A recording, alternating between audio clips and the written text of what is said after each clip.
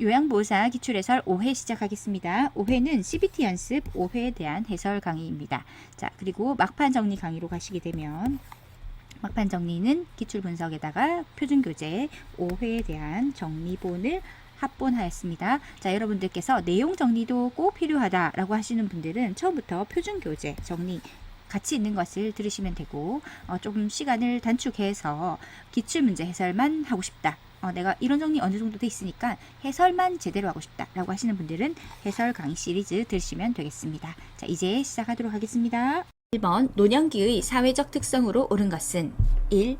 역할의 확대 2. 생산성의 증가 3. 내향성의 감소 4. 경직성의 감소 5. 유대감의 감소.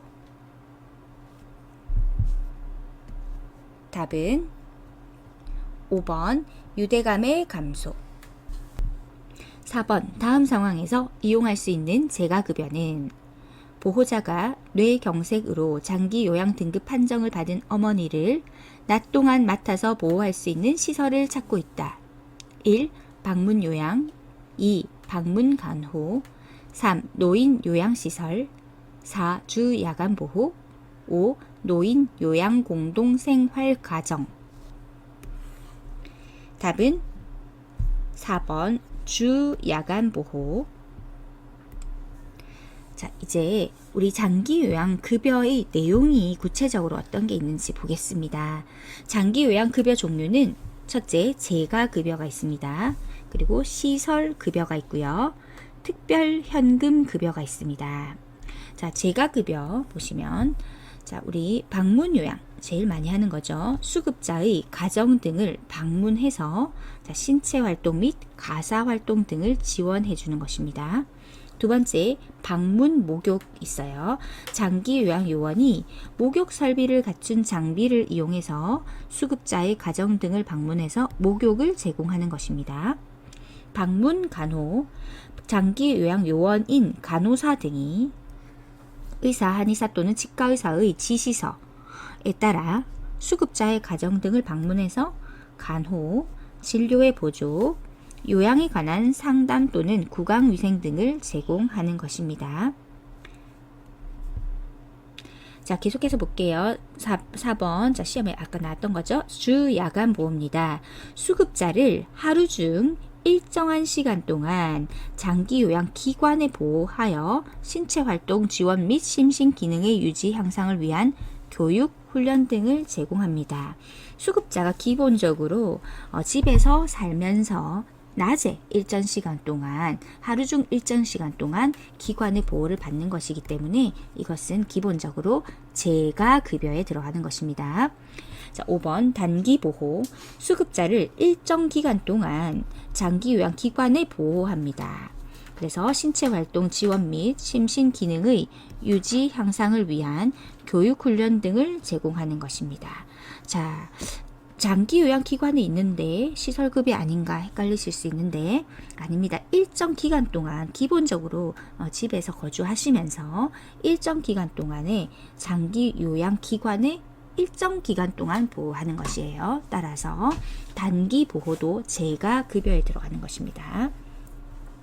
자, 기타 재가 급여, 수급자의 일상생활 신체 활동 지원 및 인지 기능의 유지 향상에 필요한 용구를 제공, 복지 용구 제공이죠. 하거나 가정을 방문하여 재활에 관한 지원 등을 제공하는 것, 기타 재가 급여에 들어가는 것입니다. 자, 재가 급여 계속 시험에 나오고 있으니까 확실하게 정리해 둡시다. 자, 재가 급여의 장점은요. 자, 집에서 이제 급여를 받는 거죠. 그래서 가장 중요한 거는 평소에 생활하는 친숙한 환경에서 지낼 수 있다는 것, 그리고 사생활이 존중되면서 개인 중심의 생활을 할 수 있다는 것, 그리고 재가급여의 단점은 의료, 간호, 요양 서비스가 단편적으로 진행되기가 쉽고 긴급한 상황에 신속하게 대응하기 어렵다는 단점이 있습니다. 자, 우리 장기 요양 요원 보시면 정리를 해놨는데 방문 요양 같은 경우는 요양보호사 또는 사회복지사, 방문 목욕은 요양보호사가, 방문 간호는 간호사, 간호조무사, 치위생사가 담당을 하고 있습니다. 자, 시설급여 보겠습니다. 시설급여 두 가지 중에 특히 2번이 잘 나와요. 자, 노인 요양시설. 왜냐하면 시설급여에서 시설이란 말이 바로 나오기 때문에 누구나 맞출 수가 있죠. 자, 노인 요양시설은 치매, 중풍 등 노인성 질환 등으로 심신에 상당한 장애가 발생하여 도움이 필요한 노인이 입소하는 것입니다. 급식, 요양, 일상생활이 필요한 편의를 제공하고요. 이곳은 10인 이상이 거주하는 곳입니다. 자, 2번 노인 요양 공동생활가정. 자, 가정이라는 말이 들어가기 때문에 재가급여 아닌가? 라고 헷갈릴 수 있어서 시험에 잘 나옵니다. 자, 가정이란 말이 들어있지만 함께 급여를 받고 있기 때문에 공동으로 급여를 받고 있는 시설입니다. 따라서 시설급여고요.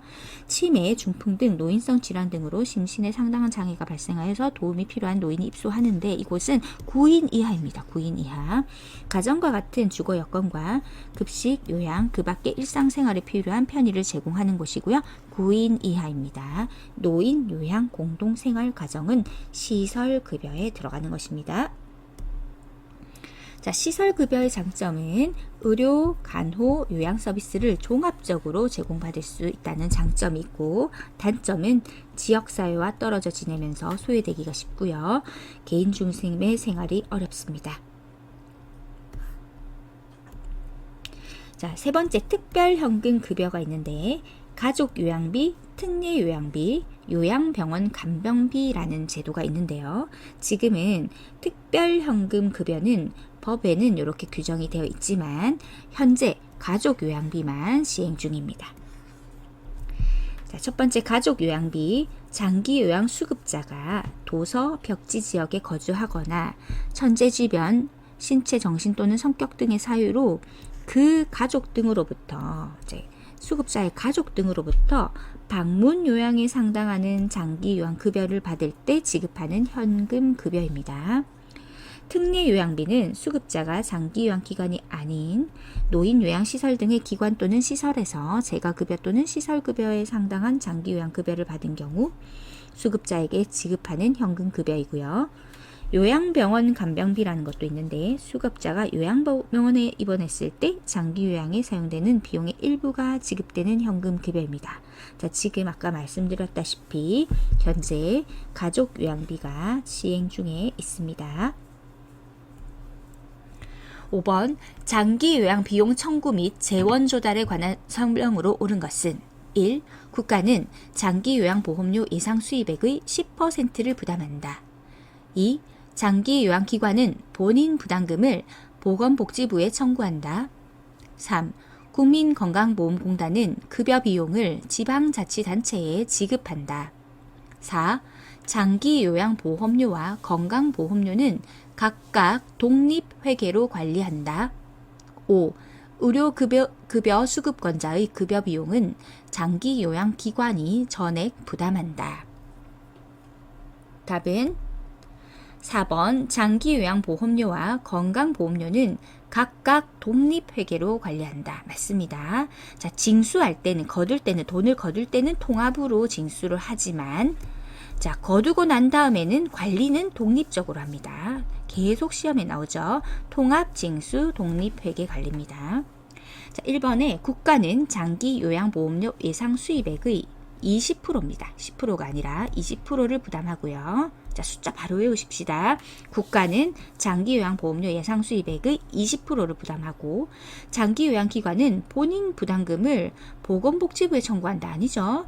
자, 본인 부담금을 왜 보건복지부에 청구할까요? 아니죠. 본인 부담금은 본인에게 청구를 해야 합니다. 국민건강보험공단은 급여 비용을 지방자치단체가 아니라 장기요양기관에 주는 거예요. 장기요양기관이 국민건강보험공단에 이렇게 급여 비용이 들었어요 라고 하면서 청구를 하면 국민건강보험공단이 심사를 해서 장기요양기관에 지급을 하는 것입니다. 5번 의료급여 수급권자의 급여 비용은 장기요양기관이 전액 부담한다. 아니죠. 이러면 누가 이제 기초수급자들을 받으려고 할까요? 아무도 안 받으려 하겠죠. 자, 의료급여 수급권자의 급여 비용은 국가와 지방자치단체가 전액 부담을 하는 것입니다. 6번 다음에 해당하는 노인 장기 요양 보험 표준 서비스 유형은 간식을 포함한 식사 돕기, 침대에서 휠체어로 옮겨 태우기. 1. 정서 지원 서비스. 2. 신체 활동 지원 서비스. 3. 일상생활 지원 서비스. 4. 개인 활동 지원 서비스. 5. 기능 회복 훈련 서비스. 답은 2번 신체 활동 지원 서비스입니다. 자, 간식을 포함한 식사 돕기, 침대에서 휠체어로 옮겨 태우기 다 몸과 몸이 부딪혀서 함께 하는 신체 활동이죠. 자, 신체 활동 지원 서비스 보겠습니다. 세면 도움, 구강 청결 도움, 식사 도움, 몸 단장, 옷 갈아입기 도움, 머리 감기 도움, 몸 씻기 도움, 화장실 이용하기, 이동 도움, 체위 변경, 그리고 신체 기능의 유지, 증진 관련 신체 활동 지원 서비스입니다. 개인 활동 지원 서비스는 개인적인 활동을 지원해 주는 것인데요. 외출 시 동행하거나 장보기, 산책, 은행, 관공서, 병원 등에 방문을 할 때 부축 또는 동행하는 건데 이때 차량 이용도 포함합니다. 그리고 책임 기각까지 모두 포함해서 개인 활동을 지원해주는 서비스를 하는 것입니다. 일상생활 지원 서비스는 자, 일상생활 밥하고 빨래하고 청소하는 거 생각하시면 된다고 했죠. 자, 식사 준비, 청소 및 주변 정돈, 세탁하는 거. 자, 세부 내용을 보시면 수급자를 위한 음식물 조리, 자, 밥하는 거죠. 설거지, 그죠? 그리고 주방 정리, 청소 및 주변 정리 정돈, 의복 세탁 및 관리, 밥하고 청소하고 빨래하는 파트는 일상생활 지원 서비스입니다. 자, 정서 지원 서비스는 의사소통 도움을 하거나 말벗 해주고 격려하는 것들입니다. 자, 의사소통 도움이라고 이렇게 세부 내용 나오기도 하고, 자, 말벗, 격려, 위로 등 정서적 지원 이렇게 나오기도 합니다. 자, 사회적 지지 체계와 체계 연계와 관계망을 연결해 주는 것, 비상 연락망 준비 등 안부 확인을 위한 방문 및 생활상의 문제 상담, 그리고 대화, 편지, 전화 등의 방법으로 수급자의 욕구 파악 및 의사 전달을 대행하는 것입니다. 자, 대화, 편지, 전화 이렇게 해서 의사 전달을 대행해줘서 정서적으로 지원해준다라고 생각하시면 되겠습니다. 자, 기능 회복 훈련은 신체 인지 기능 향상 프로그램, 신체 기능의 훈련, 기본 동작 훈련, 인지 활동형 프로그램, 인지 지원 향상 훈련, 인지 활동 동작 훈련, 물리치료, 작업치료 등이 있습니다. 자, 각각 내용들을 보시면서 이것이 신체 활동인지 일상생활인지 정서 지원 서비스인지 매칭을 하는 연습을 하시면 되겠습니다.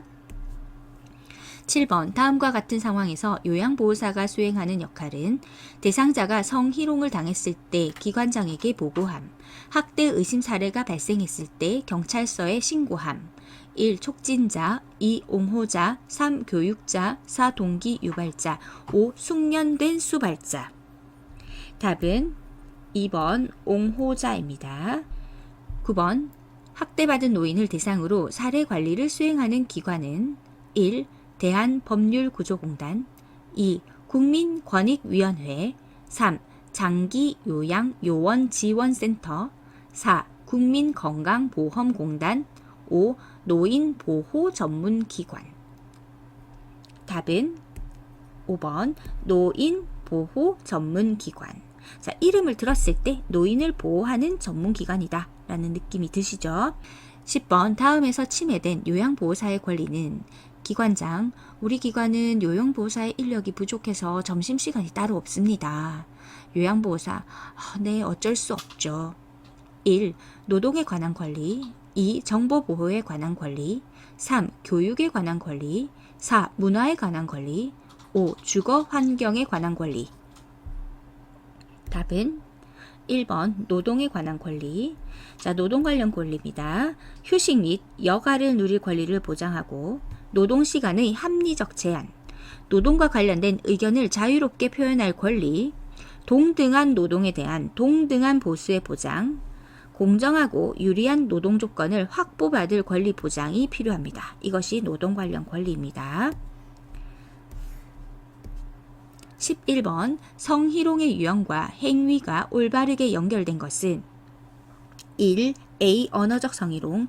B. 신체 일부를 밀착함. 2. A. 육체적 성희롱. B. 성과 관련된 농담을 함. 3. A. 육체적 성희롱. B. 음란한 사진을 보여줌. 4. A. 시각적 성희롱. B. 외모에 관한 성적인 비유를 함. 5. A. 시각적 성희롱. B. 성과 관련한 신체 부위를 고의적으로 노출함. 자, 답은 5번 시각적 성희롱. 성과 관련된 신체적 부위를 고의적으로 노출함. 자, 성희롱이란 것은 여러분들이 이제 대상자 입장 또는 당하는 입장에서 생각을 했을 때 그 당하는 사람의 오감에 근거해서 생각하시면 됩니다.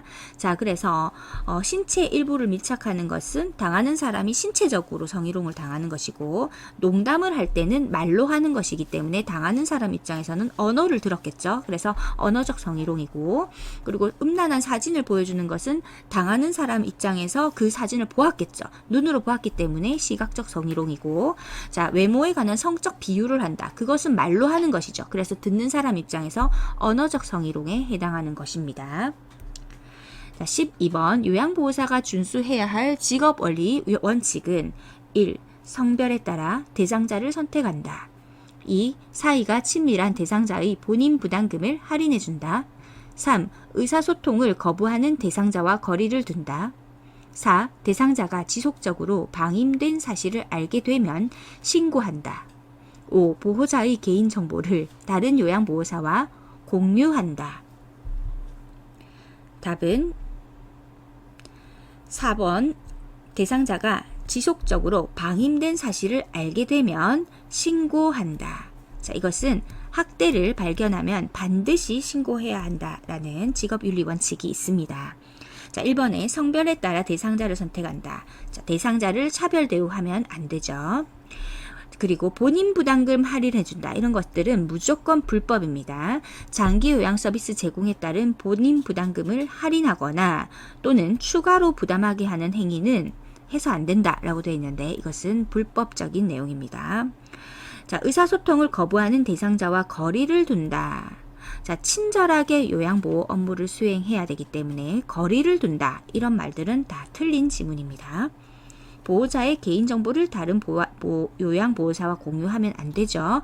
업무상 알게 된 개인정보를 비밀로 유지하는 것도 아주 중요한 직업윤리 원칙 중에 하나입니다. 13번 요양보호사가 직업윤리 원칙을 준수한 사례는 1. 대상자의 현금을 맡아 관리하였다. 2. 업무 수행을 이유로 보수 교육을 미루었다. 3. 서비스는 정해진 원칙과 절차에 따라 제공하였다. 4. 대상자의 배우자가 장기 요양 신청을 하도록 유도하였다. 5. 대상자가 어지러움을 호소하여 상비약을 제공하였다. 답은 3번 서비스는 정해진 원칙과 절차에 따라 제공하였다. 자, 옳은 지문이고요. 자, 1번에 보시면 현금을 맡아 관리하였다. 자, 요양보호사의 업무는 신체활동 또는 가사활동 지원 등의 장기 요양 급여를 제공하는 것입니다. 근데 이렇게 하다 보면 너무 친밀해져서 현금을 맡아 관리하는 이런 성까지 가게 되는데 이것은 요양보호사의 업무가 아닙니다. 자, 그래서 요양보호사의 직업적인 업무, 직업윤리 원칙을 거듭 상기하셔야 됩니다. 자, 노인장기요양보험제도의 목적을 한번 보세요. 보시면 신체활동 및 가사활동 지원 등의 장기요양급여를 제공해서 노후의 건강 증진 및 생활안정을 도모하고 가족 부담을 덜어줘서 국민의 삶과 질을 향상하는 것이 제도의 목적입니다. 자, 보수교육 미루었다 이렇게 하시면 안 되죠. 지속적으로 지식과 기술을 습득해야 되는 것이 직업윤리 원칙에 있었고요. 자, 대상자의 배우자가 장기요양 신청을 하도록 유도하는 것, 수급자 유인 알선 행위는 금지됩니다. 그리고 대상자가 어지러움을 호소해서 상비약을 제공하였는데 의료행위 하시면 안 됩니다. 이럴 때는 시설장과 관리 책임자에게 보고를 하셔야 되지 우리 요양보호사님께서 직접적인 의료행위를 하셔서는 절대로 안 됩니다. 14번 다음 상황에서 요양보호사의 반응으로 적절한 것은 보호자 부모님 두 분 모두 서비스를 받고 있으니 제 빨래도 부탁드릴게요. 다른 기관은 그렇게 해준다고 들었어요. 요양보호사 1. 규정을 어기는 일이라 해드릴 수 없어요. 2. 그 기관으로 연결해 드릴까요? 3. 그럼 하는 김에 다 같이 해 드릴게요. 4. 다른 기관들도 그렇다면 고려해 볼게요. 5. 저와 개인적으로 계약하면 추가 서비스를 받으실 수 있어요. 답은 1번 규정을 어기는 일이라 해드릴 수 없어요. 자, 해설을 보세요. 수급자나 가족의 부당한 요구는 즉시 거절하고 곤란한 경우 대응 지침에 따라 행동하시면 되겠습니다. 자, 요양보호사가 제공하는 서비스는 대상자에게만 제한하여 제공한다 라는 원칙 있죠. 대상자 중심의 요양보호입니다. 그런 원칙에도 불구하고 동거 가족의 취사나 청소, 세탁 요구로 인한 갈등은 여전히 존재합니다. 그래서 기관장 및 요양보호사는 대상자 및 가족에게도 제도를 잘 설명하고 이해를 구해야 합니다.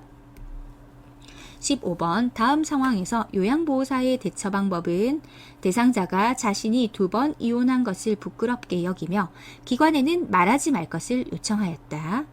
1. 이혼의 원인이 무엇인지 물어본다. 2. 해당 내용을 기관장에게 보고한다. 3. 가족에게 전화해서 사실인지 확인한다. 4. 개인정보는 비밀이 보장된다고 말한다. 5. 부끄러워할 일이 아니라고 판단하여 반응하지 않는다. 답은 4번 개인정보는 비밀이 보장된다고 말한다. 16번 요양보호사의 근골격계 질환 발생 가능성을 줄이는 작업 환경 조성 방법으로 옳은 것은 1. 복도에 물건을 쌓아둔다. 2. 문턱을 설치하여 공간을 구분한다. 3. 거실 중앙에 얇은 매트를 깐다. 4. 바닥에 물을 뿌려 습도를 유지한다. 5. 야간 근무 시 통로에 조명을 켜둔다. 답은 5번 야간 근무 시 통로에 조명을 켜둔다. 자, 나머지 1번 복도에 물건을 쌓아주면 어지러워서 이제 넘어지겠죠. 그죠? 그래서 매우 어지럽혀져 있거나 물체가 바닥에 많이 있는 작업장이나 통로가 있으면 근골격계 질환 발생 가능성이 높습니다. 그래서 물건을 치워야 되겠고요. 문턱 역시 평평하지 않은 바닥 근골격계 질환 발생 가능성이 높여지기 때문에 평평하게 만들어야 됩니다. 그래서 문턱을 제거하셔야 되고요. 거실 중앙에 얇은 매트, 자 어떻게 되죠? 미끄러져 넘어질 수 있죠. 그래서 미끄럽거나 물기가 있는 바닥 역시 근골격계 질환 발생 가능성을 높입니다. 그래서 이것을 줄이려면은 얇은 매트를 치워버려야 되죠.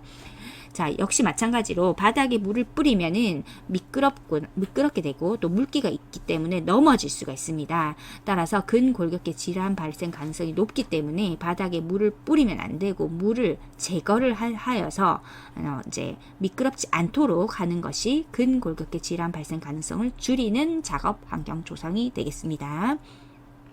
자, 그래서 이거 관료 쳐서 보면 어지럽거나 물체가 바닥에 많이 있는 작업장 통로, 평평하지 않은 바닥, 미끄럽거나 물기가 있는 바닥은 근골격계 질환 발생 가능성이 높습니다. 그래서 이 모든 것들을 줄여줘야 되겠습니다. 7번 인플루엔자에 관한 설명으로 옳은 것은 1. 혈액으로 감염되는 질병이다. 2. 치료제로 항바이러스제를 사용한다. 3. 증상 발현 이후에는 전파 위험이 없다. 4. 감염자와 접촉한 사람은 증상이 없어도 치료해야 한다. 5. 감염 후 회복 중에 다시 열이 나고 누런 가래가 생기는 것은 정상이다. 답은 2번 치료제로 항바이러스제를 사용한다. 옳은 질문입니다. 혈액으로 감염된다 라고 했는데 혈액으로 감염되는 것이 아니라 인플루엔자 바이러스에 의한 급성 호흡기 질환입니다. 급성 호흡기 질환. 증상이 생긴 이후에는 5일 이상 병을 퍼뜨릴 수가 있어요. 자, 5일 이상 병을 퍼뜨릴 수 있고 4번 감염자와 접촉한 사람은 증상이 없어도 치료해야 된다. 나중에 보충 정리해서 정리를 함께 하겠습니다. 자, 감염 후 회복 중에 다시 열이 나고 누런 가래가 생기는 건 정상이 아니죠. 자, 회복 중에 다시 이렇게 누런 가래가 생기는 것은 정상이 아닙니다. 폐렴일 확률도 많고 여러 가지 이제 합병증이 생길 우려가 많은 것입니다. 18번 노인성 질병의 특성에 관한 설명으로 옳은 것은 1. 질병의 경과가 짧다. 2. 치료 후 재발률이 낮다. 3. 전형적이지 않은 증상이 빈번하게 나타난다. 4. 원인이 명확하여 초기 진단이 쉽다. 5. 정상적인 노화 과정과 구분하기 쉽다. 답은 3번 전형적이지 않은 증상이 빈번하게 나타난다. 자, 1번 질병의 결과가 짧지 않습니다. 만성 퇴행성 질환이 대부분이기 때문에 경과가 깁니다. 치료 후 재발률은 높습니다. 자, 높고요. 원인이 명확하여 초기 진단이 아니죠. 원인이 불명확하기 때문에 초기 진단이 어렵습니다. 정상적인 노화 과정과 구분하기가 어렵습니다. 그래서 초기 진단이 어렵게 되는 것이죠. 19번 노화에 따른 소화기계 변화로 오른 것은 1. 위액 분비 증가 2. 간의 약물 대사 증가 3. 췌장의 소화 효소 분비 증가 4. 구강 건조증 감소 5. 직장벽의 탄력성 감소. 답은 5번 직장벽의 탄력성 감소. 자, 1번에 위액 분비가 증가가 아니고요. 감소하죠. 자, 타액은 침이죠. 침과 위액 분비의 저하 및 위액의 산도 저하로 소화 능력이 저하됩니다. 소화가 잘 안 되죠. 간의 약물 대사 증가가 아니라 간 기능이 떨어져서 약물의 대사와 제거 능력이 저하됩니다. 췌장의 소화효소 분비 증가 아니죠. 췌장에서 소화효소 생산이 감소하여서 지방의 흡수력이 떨어집니다. 자, 4번 구강 건조증은 커지게 되겠죠. 왜? 타액, 침이 잘 안 나오잖아요. 타액의 저하로 구강 건조증이 증가합니다. 자, 직장병의 탄력성은 감소하죠. 20번 천식 발작을 유발할 수 있는 요인은 1. 폐포 팽창 2. 기관지 확장 3. 기침 반사 증가 4. 흥분이나 스트레스 5. 가습된 따뜻한 공기. 답은 4번 흥분이나 스트레스. 21번 혈압에 관한 설명으로 옳은 것은 1. 혈압을 낮추기 위해 하루 15g 이상 21번 혈압에 관한 설명으로 옳은 것은 1. 혈압을 낮추기 위해 하루 15g 이상 염분을 섭취한다. 2. 포화지방이 많은 음식을 섭취하여 혈압을 조절한다. 3. 혈압은 측정 시간과 자세에 따라 다르다. 4. 고혈압이 조절되면 약물 복용을 중단하고 운동을 시작한다. 5. 대부분의 고혈압은 다른 질병의 합병증으로 발생한다. 답은 3번 혈압은 측정 시간과 자세에 따라 다르다. 맞습니다. 자, 1번에 혈압을 낮추기 위해 하루 15g 이상 염분이라고 했는데요. 6g 이하로 섭취하셔야 됩니다. 포화지방산이 많은 음식을 섭취하시면 안 되고요. 포화지방산과 지방이 많은 음식은 피해야 됩니다. 고혈압이 조절되면은 약물 복용을 중단하는 거는요. 의사의 처방이 있지 않으면 절대 하시면 안 됩니다. 그래서 의사의 처방이 있으면 계속 약을 먹어야 됩니다. 5. 대부분의 고혈압은 다른 질병의 합병증으로 발생한다 라고 되어 있는데, 자, 대부분의 고혈압은요. 자, 본태성 고혈압, 즉 1차성 고혈압입니다. 자, 원인은 알 수 없는데 유전, 흡연, 과도한 음주, 스트레스, 과식, 짠 음식, 운동 부족, 비만과 같은 많은 요인으로 관련된 것이고요. 전체 고혈압의 90에서 95%가 그냥 1차성 고혈압입니다. 본태성 고혈압이라고도 하죠. 그런데 다른 질병 때문에 합병증으로 고혈압이 생길 수도 있거든요. 자, 그런 것들을 속발성 또는 2차성 고혈압이라고 하는데, 다른 질병의 합병증으로 생기는 2차성 고혈압은 5에서 10% 정도입니다. 따라서 5번 보시면 대부분의 고혈압은 다른 질병의 합병증으로 발생한다 하면 틀렸습니다. 틀렸고요. 대부분의 고혈압은 본태성 고혈압, 1차성 고혈압에 의해서 생기게 된다라고 해야 정답이 되겠습니다. 22번 골다공증을 예방할 수 있는 방법은 1. 매일 걷기 운동을 한다. 2. 주기적으로 냉요법을 한다. 3. 혈전 예방 약물을 복용한다. 4. 자외선을 차단한다. 5. 저체중 상태를 유지한다. 답은 1번 매일 걷기 운동을 한다 입니다. 자, 주기적으로 냉요법인데요. 냉요법은 어디서 나오냐면 퇴행성 관절염 치료법에 나오는 내용입니다. 자, 냉요법은 퇴행성 관절염 치료법이고요. 혈전 예방 약물을 복용한다 라고 했는데, 자, 장기적으로 혈전 예방 약물, 아스피린, 헤파린 등을 복용한 사람들에게 골다공증이 생길 수가 있어요. 그래서 혈전 예방 약물은 골다공증이 생기는 원인인 거예요. 자, 자외선을 차단한다 라고 했는데, 이것은 햇볕을 쬐면은 비타민 D가 생성이 되기 때문에 골다공증에 좋습니다. 그래서 자외선을 한 번씩 쬐야 됩니다. 즉 햇볕을 어느 정도 쬐어줘야 됩니다. 자, 저체중 상태를 유지한다. 적당한 체중을 유지한다가 옳은 지문이 되겠죠. 23번 전립선 비대증을 관리하는 방법으로 옳은 것은 1. 성생활을 금한다. 2. 소변량을 증가시키기 위해 맥주를 마신다. 3. 고지방과 고콜레스테롤 음식 섭취를 피한다. 4. 소변을 참을 수 있을 때까지 참는다. 5. 약화된 근육을 강화하기 위해 체중을 늘린다. 답은 3번 고지방과 고콜레스테롤 음식 섭취를 피한다. 24번 대상자의 피부의 변화가 다음과 같을 때 보고해야 하는 상황은 1. 손등에 노인성 반점이 생겼다. 2. 눈가에 주름이 생겼다. 3. 얼굴 피부에 탄력성이 떨어졌다. 4. 피부에 발적과 가려움증이 있다. 5. 머리카락이 가늘어졌다. 답은 4번 피부에 발적과 가려움증이 있다. 자, 발적이나 욕창 등이 있는지 살펴봐야 된다라는 지문이 있죠. 살펴보고 이런 부분이 있으면은 반드시 보고를 해야 합니다. 25번 선망 대상자의 진압력을 유지하는 방법으로 옳은 것은 1. 낮에 커튼을 쳐 어둡게 한다. 2. 새 친구를 사귀게 한다. 3. 가족의 방문을 제한한다. 4. 식사할 때 시간을 알려준다. 5. 밤에 창문을 열어둔다. 답은 4번 식사할 때 시간을 알려준다 입니다. 진압력이란 현재의 시간, 지금 내가 있는 장소, 나와 같이 있는 사람을 인식하는 데 사용되는 기능입니다. 따라서 진압력을 유지하기 위해서는 낮에는 창문이나 커튼을 열어서 시간을 알게 해주고요. 그리고 개인 사물, 그리고 사랑하는 사람의 사진, 달력, 시계 등을 가까이에 두어서 나와 같이 있는 사람을 인식하고 내가 있는 장소나 과거의 일들을 기억하게 하는 것들도 진압력 향상에 도움이 됩니다. 개인 일상생활의 절차나 규칙, 도움을 요청할 사람 및 방법 등을 반복적으로 알려줍니다.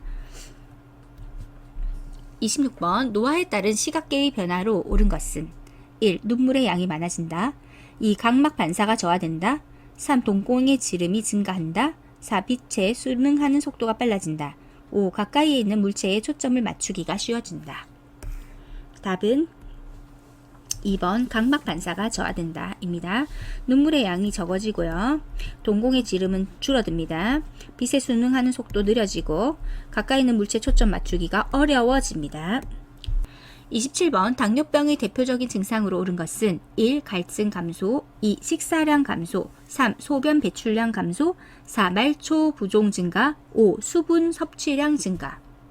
답은 수분 섭취량 증가입니다. 자, 1번에 보시면 갈증 감소가 아닙니다. 다음증이라고 해서 갈증이 심합니다. 그리고 식사량도 많아지죠. 다식증입니다. 먹을 식자죠. 그리고 소변 배출량 많아집니다. 다뇨증입니다. 그래서 다음 많이 마시고 다식 많이 먹고 다뇨 많이 배출하는 것입니다. 자, 네 번째 말초 부종 증가는 헷갈릴 수 있는데 이거는 신부전 환자에게 나타나는 증상입니다. 다음증, 갈증이 심하기 때문에 수분 섭취량이 증가하게 됩니다. 28번 방광염 대상자에게 수분 섭취를 권장하는 이유로 옳은 것은 1. 혈액의 점도를 높이기 위해 2. 전신 부종을 예방하기 위해 3. 말초 저항을 증가시키기 위해 4. 혈당이 올라가는 것을 예방하기 위해 5. 염증 유발 물질을 소변으로 배출하기 위해. 답은 5번 염증 유발 물질을 소변으로 배출하기 위해서입니다. 방광염 대상자니까 화장실을 자주 가는 것이 힘드니까 수분을 줄여야 되지 않을까라고 오해하실 수가 있는데 방광염 대상자일수록 수분 섭취를 많이 하셔야 됩니다. 왜냐하면 염증 유발 물질을 소변으로 배출시켜서 빨리 치유할 수 있게 하기 위해서입니다. 29번 노인이 운동을 기피하게 되는 요인으로 옳은 것은 1. 관절의 뻣뻣함 감소, 2. 균형 및 조정 능력의 감소, 3. 폐조직의 탄력성 증가, 4. 심장 근육의 수축력 증가, 5. 주변 자극에 대한 반응 증가. 답은 2번 균형 및 조정 능력 감소입니다. 자, 관절의 뻣뻣함 감소가 아니고 뻣뻣함이 증가하고 폐조직 탄력성 증가하는 것이 아니고요. 감소하죠. 그래서 쉽게 숨이 차고 힘듭니다. 심장 근육의 수축력은 또 감소하고 주변 자극에 대한 반응도 이제 감소하게 됩니다. 그래서 노인들은 운동을 기피하게 됩니다. 30번 약물 복용과 관련된 노인의 특성으로 옳은 것은 1. 약물의 효과가 즉시 나타난다. 2. 위산 분비의 변화로 약물 흡수가 빠르다. 3. 여러 가지 만성 질병으로 많은 약물을 복용한다. 4. 약물이 순환 혈류 내에 남지 않고 빠르게 배출된다. 5. 약물을 복용하지 않고 증상을 견디려는 성향이 강하다. 답은 3번 여러 가지 만성 질병으로 많은 약물을 복용한다. 맞는 질문입니다. 약물의 효과가 즉시 나타나지 않고요. 위산 분비의 변화로 약물 흡수가 빠르지 않고 느립니다. 더디죠. 약물이 순환 혈류 내에 남지 않고 빠르게 배출된다. 아닙니다. 자, 신장의 소변 농축 능력과 배설 능력이 저하돼서 약물 성분이 신체 내에 오래 남아서 중독 상태에 빠질 수 있습니다. 자, 약물을 복용하지 않고 증상을 견디려는 성향이 강하다. 이것은 노인의 특성이라기보다 사람마다 케이스 바이 케이스이기 때문에 이런 것은 답으로 선택할 수가 없습니다. 자, 답은 3번 여러 가지 만성 질병으로 많은 약물을 복용한다. 맞는 질문입니다. 31번 65세 이상 노인에게 권장되는 예방접종에 대해서 대상자에게 바르게 설명한 것은 1. 폐렴구균은 1회 접종해야 합니다. 2. 파상풍은 3년마다 접종해야 합니다. 3. 백일에는 10년마다 접종해야 합니다. 4. 대상포진은 매년 1회 접종해야 합니다. 5. 인플루엔자는 1년에 2회 접종해야 합니다. 답은 1번 폐렴구균은 1회 접종해야 합니다. 옳은 지문입니다. 자, 이번에 파상풍은 3년마다 아니고요. 10년마다 추가 접종입니다. 3번 백일에는 10년마다 접종해야 된다. 자, 틀렸고요. 자, 백일에 같은 경우는 제일 처음 한 번은 파상풍 디프테리아 백일의 백신을 맞아요. 그 다음에 이후에 매 10년마다는 파상풍 디프테리아 백신을 재접종을 하면 됩니다. 그러니까 처음에는 파상풍 디프테리아 백일의 백신을 한번 맞습니다. 그러고 나서는 10년마다 재접종을 하는데 그때는 파상풍 디프테리아 백신을 재접종합니다. 그래서 백일에는 10년마다 접종해야 한다. 틀렸고요. 4번 대상포진은 매년 1회 아니고요. 60세 이후에 1회 접종하시면 됩니다. 인플루엔자는 매년 1회입니다. 자, 우리 예방접종표를 한번 보시면서 정리를 하겠습니다.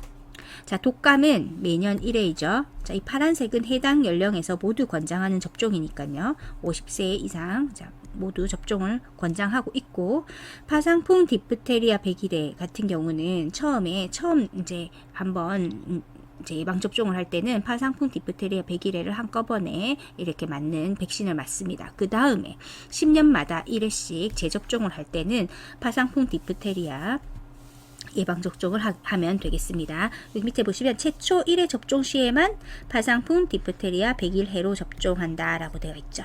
그래서 재접종할 때는 파상풍 디프테리아로 접종을 하시는 것입니다. 자, 폐렴구균 같은 경우는 65세 이상 해서 건강 상태에 따라서 1, 2회라고 되어 있고 50세에서부터 64세까지 이렇게 돼 있죠. 자, 그래서 65세 미만까지는 위험군만 1, 2회입니다. 자, 폐렴구균 잘 봐주시고요. 대상포진은 이제 연령이 바뀌었거든요. 예전엔 65세 이상이었지만 지금은 60세 이상으로 바뀌었습니다. 그래서 60세 이상 1회 이렇게 접종하라고 되어 있습니다. 그리고 50에서 59세까지는 위험군만 1회라고 되어 있습니다. 자, 성인 예방접종표 보시고요. 이 부분이 계속 헷갈리실 수 있기 때문에 처음에 제대로 외워 놓으시면은 그 다음부터는 편합니다. 그래서 대상포진은 60세부터, 폐렴구균은 65세 이상, 건강상태에 따라 1, 2회, 독감은 매년 1회, 그리고 파상풍 디프테리아 백일회는 처음 1회 접종 시에 파상풍 디프테리아 백일회로 접종하고 그 다음 10년마다 재접종을 해야 되는데 그때는 백일회는 안 해도 되고 파상풍 디프테리아 재접종만 10년마다 한 번씩 한다. 이렇게 정리하시면 되겠습니다. 32번 요양보호사가 장기 요양급여 제공 기록지에 작성하는 요령으로 옳은 것은 1. 장기 요양 이용 계획 2. 대상자의 욕구 평가 3. 인수인계 업무 내용 4. 서비스 제공 내용 및 시간 5. 사례 회의 검토 내용 및 결과 답은 4번 서비스 제공 내용 및 시간입니다. 자, 장기요양 급여를 제공한 거잖아요. 그래서 제공한 기록지이기 때문에 뭘 기록하는 거죠? 무엇을 제공하죠? 서비스를 제공했고 그 제공한 것의 내용이 뭔지 그리고 언제 시간이 어떻게 되었는지를 작성하는 것입니다. 1번에 장기 요양 이용 계획은요. 누가 하는 것이냐면 공단이 하는 것이에요. 국민건강보험공단이 장기 요양 이용 계획서를 작성을 하고요. 자, 그리고 대상자의 욕구 평가는 장기 요양 기관이 대상자의 욕구 평가를 하는 겁니다. 자, 대상자를 담당하고 있는 장기 요양 기관에서 욕구 평가를 하는 것이고 인수인계 업무 내용에서는 인수인계서에서 이제 하는 것이고요. 사례 회의 검토 및 내용 및 결과는 사례 회의록이 따로 있어요. 여기서 그 내용들이 이제 기록이 되는 것입니다. 자, 그래서 우리 작성하는 문서 서류가 여러 가지가 있는데 기록의 종류가 있는데 그 중에서 다 보실 필요가 없고 그 중에서 특별히 요양보호사가 우리 요양보호 시험이잖아요. 그죠? 요양보호사 자격증을 따기 위한 것이기 때문에 요양보호사가 적어야 되는 것들은 특별히 먼저 봐주셔야 되겠죠. 자, 장기요양급여 제공 기록지입니다. 그래서 무엇을 제공했냐. 그래서 서비스의 제공 내용과 그 시간을 이제 적어야 되죠. 자, 그리고 상태 기록지가 있습니다. 자, 섭취, 배설, 목욕 등 상태, 대상자의 상태에 대한 기록이에요. 그래서 상태 기록지고, 그리고 사고 보고서는 사고 내용, 그리고 어떻게 대응했는지를 적는 것입니다. 자, 그럼 요양보호사가 지금 기록해야 되는 것들이죠. 자, 인수인계서, 일을 인수할 때, 인수인계할 때 그 업무 내용입니다. 자, 그렇게 요양보호사가 보셔야 되는 이제 어떤 서류들, 즉 기록의 종류입니다. 33번. 다음 중에서 요양보호사가 기관장에게 신속하게 보고해야 하는 대상자의 상황은 1. 영화를 보고 싶다고 말한다. 2. 치약을 숨겨놓고 먹는다. 3. 유년 시절의 추억을 수시로 이야기한다. 4. 아들에게 전화를 걸어달라고 부탁한다. 5. 자신을 이전 요양보호사와 비교한다. 답은 2번 치약을 숨겨놓고 먹는다. 딱 봐도 위급한 상황이고요. 치매가 의심되는 상황이죠. 34번 다음 중에서 사전 연명 의료 의향서의 효력이 발생하는 경우는 1. 17세 청소년이 자발적 의사로 직접 작성한 경우 2. 20세 위암 환자의 불탁으로 가족이 작성한 경우 3. 65세 간암 환자가 자발적 의사로 직접 작성한 경우 4. 70세 노인이 담당 의사에게 의뢰하여 의사가 작성한 경우 5. 80세 뇌졸중 환자의 요양보호가 대리로 작성한 경우 답은 3번 65세 간암 환자가 자발적 의사로 직접 작성한 경우입니다. 자, 1번은 17세여서 틀렸습니다. 19세 이상의 성인이어야 하고요. 20세 위암 환자의 부탁으로 가족이 작성했기 때문에 틀렸습니다. 본인이 직접 작성하셔야 돼요. 자, 4번 같은 경우도 의사가 작성했죠. 본인이 직접 작성하셔야 됩니다. 5번 요양보호사가 대리로 작성한다. 본인이 직접 작성하셔야 됩니다. 자, 사전 연명 의료 요양서를 보겠습니다. 자, 연명 의료란 임종 과정에 있는 환자에게 하는 심폐소생술, 혈액투석, 항암제 투여, 인공호흡기 착용 등 치료 효과 없이 임종 과정의 기간만을 연장하는 의학적 시술을 말합니다. 사전 연명 의료 요양서는 자신이 임종 과정이 되었을 때를 대비해서 연명 의료를 시작하지 않거나 또 중단하고 싶다는 본인의 의사를 남기는 법적 문서입니다. 19세 이상의 성인으로서 본인의 자발적 의사에 따라 본인이 직접 작성하여서 법에 정한 의료기관, 보건소, 보건의료원, 보건지소 및 건강생활지원센터 등 지역보건의료기관, 사전연명의료 의향서에 관한 사업을 수행하는 비영리 법인 또는 비영리 단체 및 법에 정한 공공기관에 등록하여야 효력이 발생합니다. 35번 임종이 임박한 대상자의 신체적 변화로 옳은 것은 1. 동공이 축소된다. 2. 소변량이 증가한다. 3. 잠자는 시간이 짧아진다. 4. 손과 발에서 열감이 느껴진다. 5. 무호흡과 깊고 빠른 호흡이 교대로 나타난다. 답은 5번입니다. 무호흡과 깊고 빠른 호흡이 교대로 나타난다. 맞습니다. 동공은요, 축소되지 않고 확대됩니다. 소변량은 감소하고요, 실금 현상이 일어나고, 잠자는 시간은 길어집니다. 의식은 저하되고요, 손과 발에서 열감이 느껴지는 것이 아니고 체온이 저하됩니다. 자, 임종 징후를 보겠습니다. 시력은 감소하고 눈의 초점이 흐려지고 동공이 확대됩니다. 말은 어눌해지고 촉각이 감소됩니다. 움직임이 약해지고 근육의 긴장이 감소합니다. 체온이 저하되고 혈압이 감소하죠. 맥박이 약해지고 빨라지거나 느려집니다. 9번 숨을 가쁘고 깊게 몰아쉬며 가래가 끓다가 점차 숨을 깊고 천천히 쉽니다. 10번 가슴에서 돌 구르는 것 같은 가래 끓는 소리가 들립니다. 11. 차갑고 창백한 피부. 12번 혈액순환 부전에 의한 피부 반점. 13번 식은땀을 흘림. 14번 실금 또는 실변. 15. 의식 저하입니다. 36번 대상자의 식사를 도울 때 사례를 예방하는 방법으로 옳은 것은 1. 마른 음식을 먼저 준 후에 국을 먹인다. 2. 식전에 레몬 탄산수를 먹여 식욕을 돋운다.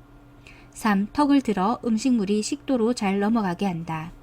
4. 숟가락 끝에 음식을 올려 입안 깊숙이 넣어준다. 5. 등받이가 있는 의자 안쪽으로 깊숙하게 등을 펴고 앉게 한다.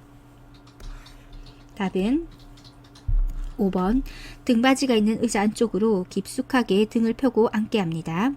1번 보시면 마른 음식을 주게 되면 삼키기가 어려워서 사례를 더 많이 들게 할 수 있고요. 레몬 탄산수 마찬가지 신맛이 강하기 때문에 침이 많이 나와서 사례가 또 들릴 수가 있어요. 턱을 들어도 사례가 걸리기 쉽습니다. 턱을 당긴 자세로 먹도록 해야 되고요. 숟가락 끝에 음식을 올려 입안 깊숙이 넣어주면 사례 걸리기가 더 쉽겠죠. 37번 치매 대상자의 식사를 돕는 방법으로 옳은 것은 1. 음식의 온도를 직접 확인하게 한다. 2. 그릇의 크기를 달리하여 식사량을 조절한다. 3. 식탁에 먼저 앉힌 다음에 음식물을 차려준다. 4. 식사 중에 좋아하는 가요 프로그램을 보여준다. 5. 여러 종류의 음식을 내어놓아 선택해서 먹게 한다. 답은 2번 그릇의 크기를 달리하여 식사량을 조절합니다.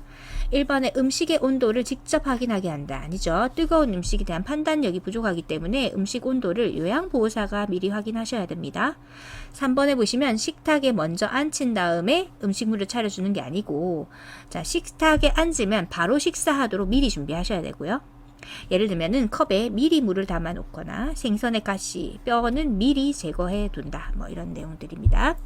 4번 식사 중에 좋아하는 가요 프로그램 보여준다. 자, 이렇게 시험에 잘 나오거든요. 아니고요. 안정된 식사 분위기를 조성해야 되고요. 그래서 조용한 음악을 트는 건 괜찮지만은 텔레비전은 꺼서 식사에 집중할 수 있도록 해줘야 돼요.